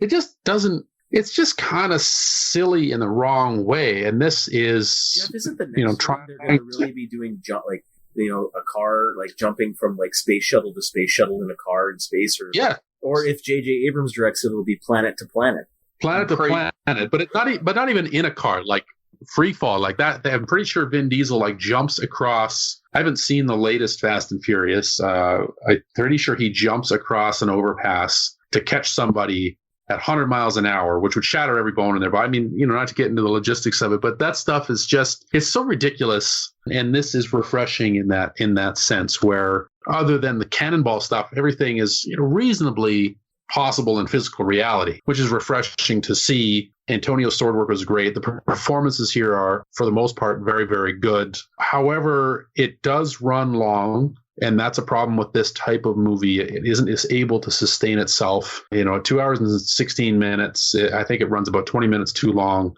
And, if you watch, like, let's say Indiana Jones and the Last Crusade, for example, which I think is probably similar runtime, but the characters there are more endearing and the stakes are a little bit higher, even though it's still just a fun adventure movie. I'm more engaged there. There's a barrier between me and the engagement of this because it's so cartoonish. I think that it would have benefited from a better score. I know you guys talked about the score and how much you liked it. I thought it was serviceable, but didn't elevate the film. It just played along with it. And I was disappointed in some of the blandness. Blandness isn't the right word. I like Martin Campbell a lot as a director. I mean, he's made a couple of good movies. He's made a couple of turds as well. I don't think he elevated stylistically enough here. When he brought Bond back twice, like with GoldenEye and with Casino Royale. And those movies are, they're stylistically well made. And he elevated the subject matter in those films. And here he didn't quite get there for some reason. It's really surprising. So I don't know. I mean, a modern audience is going to go in for this. I don't have a fucking clue, man. I mean, if Fast and the Furious is making $800 billion, the box office for being as ridiculous as it is, I don't see how something like this could possibly have a place. And that's unfortunate. And I wish it was better, because if it was better, maybe so. But no, I don't think anybody's going to really care for this now. And I recommend it, but it's not a strong recommendation on my part. It's kind of a mid-level recommendation. There you go. All right. Well, that does it for today's show, episode 18, The Mask of Zorro. Gentlemen, thank you very, very much for attending today. Geoff, can you please enlighten us what you have in store for us next? Yeah, we are going to heretofore undiscovered and unexamined eras in rare antiquities. We are going all the way back to 1950. Nice. For the film noir classic, Sunset Boulevard. Sunset Boulevard. Interesting. Okay. I've never seen it. All right. Well, you're in for a treat, my friend. Well, sounds good. I can't wait. That should be a fun one. Gentlemen, thank you very much. Andrew, thank you for joining us today. I know we took you away from Game 7 of the Hawks and Blues. I'm pretty sure the Flames beat the Panthers tonight, so it's okay. That's fine. And Geoff, pleasure as always. We'll see you next time. All right, buddy. We'll see you on the flip side. Andrew, thanks for coming on the show, man. Thanks again for having me, guys. All right, you guys take it easy. You too, here.